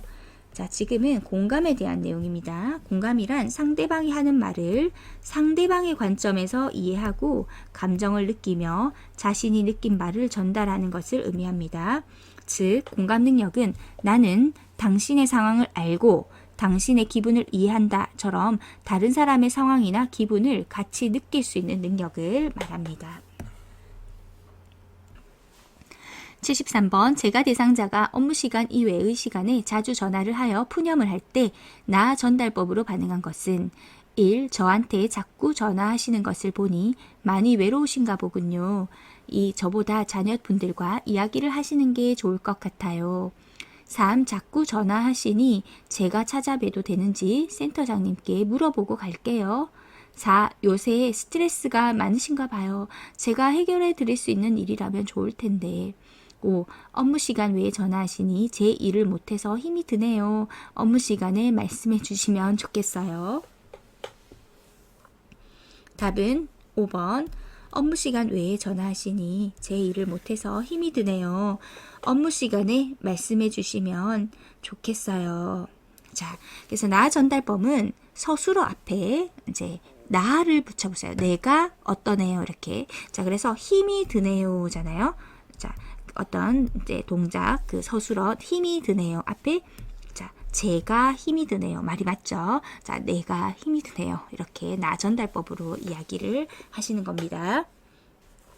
74번 노인성 난청 대상자와 의사소통하는 방법으로 옳은 것은 1. 대상자 옆에서 크게 말한다. 2. 입을 작게 벌려 조용하게 말한다. 3. 말을 알아듣지 못하면 주제를 바꾸어 말한다. 4. 보청기에 입을 가까이 대고 또박또박 말한다. 5. 몸짓, 얼굴 표정까지 사용하여 의미를 전달한다. 답은 5번. 몸짓, 얼굴 표정까지 사용하며 의미를 전달한다. 맞습니다. 자, 난청 대상자이기 때문에 잘 안 들린다는 것을 생각하고 보시면 자, 옆에서 얘기하는 것이 아니라 앞에서 눈을 보면서 정면에서 입을 보면서 서로 이야기해야 되겠죠. 자, 입은 작게 벌리는 것이 아니라 크게 벌리며 정확하게 말하고 자, 말을 알아듣지 못하면 주제를 바꾸어 말한다. 아니죠. 이해할 때까지 되풀이하고 이해했는지 확인도 하고 하면서 대화를 이해하면서 계속 넘어가셔야 되죠. 4번 보청기에 입을 가까이 대고 또박또박 말한다. 자, 보청기를 착용할 때는 조절 기능이 있는 경우에 입력은 크게, 출력을 낮게 조절하는 거예요. 자, 그리고 정면에서 이야기를 하셔야 합니다. 그래서 입모양을 보고 이야기할 수 있도록 배려하셔야 되겠죠. 따라서 5번처럼 몸짓, 얼굴 표정까지 사용하여서 의미를 전달한다가 맞는 지문이 되겠습니다. 75번 다음과 같은 방법으로 의사소통해야 하는 대상자는 실물, 그림판, 문자판을 이용한다. 눈을 깜빡이거나 고개를 끄덕여 의사를 표현하게 한다. 말로 잘 표현했을 때 칭찬해준다. 1. 시각장애 대상자, 2. 언어장애 대상자, 3. 보행장애 대상자, 4. 진압력장애 대상자, 5. 주의력 결핍 장애 대상자. 답은 언어장애 대상자입니다. 자, 이런 문제를 풀 때는 모두가 다 함께 포섭되는 것까지 같이 보셔야 돼요. 자, 실물 그림판 문자판 같은 경우는 이해력기 장애가 있거나 또는 진압력 장애가 있거나 할 때도 다 사용할 수 있거든요. 언어 장애일 때도 사용할 수 있고, 그런데 계속해서 내려가셔 보시면, 자, 눈을 깜빡이거나 고개를 끄덕여 의사를 표현하게 한다는 말은 말로 표현이 잘 안 된다라는 걸 알 수 있죠. 그래서 이때 보면 언어 장애구나 알 수가 있습니다. 또 말로 잘 표현했을 때 칭찬해 준다라는 것은 말로 표현을 하기 힘든 부분이죠. 따라서 언어 장애 대상자가 답이 되는 것입니다. 76번 치매 대상자가 김치전을 부치겠다고 고집을 부릴 때 요양보호사의 반응으로 적절한 것은 1. 왜 갑자기 김치전이 생각나셨나요? 2. 부침가루를 사러 함께 가게에 가요. 3. 그러시면 제가 센터장님께 혼나요. 4. 요리하는 것을 좋아하시는군요. 한번 해보세요. 5. 김치전이 생각나시는 것을 보니 오늘 비가 오려나 봐요. 답은 2번 부침가루를 사러 함께 가게에 가요. 자, 어르신이 무리한 요구를 한다고 해서 바로 거절하지 말고 먼저 공감을 표시한다. 자, 김치전을 부치겠다는 것을 공감하면서 주의를 환기하면 어르신의 뜻을 존중하고 안심과 신뢰감을 줄 수가 있습니다. 77번 식사를 하던 대상자가 갑자기 목을 움켜잡으며 비정상적인 숨소리를 낼 때 대처 방법은 1. 가슴 압박과 인공호흡을 한다. 2. 손가락을 입에 넣어 구토시킨다. 3. 평평한 바닥에 눕히고 머리를 뒤로 젖힌다. 4. 옷의 단추를 풀어주고 심호흡을 하게 한다. 5. 대상자의 뒤에서 안아 배꼽과 명치 사이 중간 부위를 후상방으로 밀어 올린다. 답은 5번 대상자를 뒤에서 안아 배꼽과 명치 사이 중간 부위를 후상방으로 밀어 올립니다. 자, 하임리히법을 실행하신 것이죠. 78번 정수기를 사용하던 대상자가 뜨거운 물에 손을 대었을 때 대처 방법은 1. 손이 붓기 전에 반지를 빼준다. 2. 물집을 터뜨려준다. 3. 화상 부위를 깨끗한 마른 휴지로 덮어준다. 4. 화상 부위를 세게 흐르는 수돗물에 대고 있게 한다. 5. 치약을 화상 부위에 넓게 발라 얇게 발라 열기를 빼준다. 답은 1번 손이 붓기 전에 반지를 빼준다.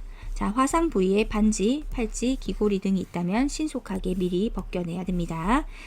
자, 물집 터뜨려주면 안 되죠. 마른 휴지로 덮어주는 거 옳지 않고 세게 흐르는 수돗물이면 더 많이 화상에 외상이 있을 수가 있겠고, 자, 치약 이런 거, 된장 이런 거 바르는 거 아닙니다.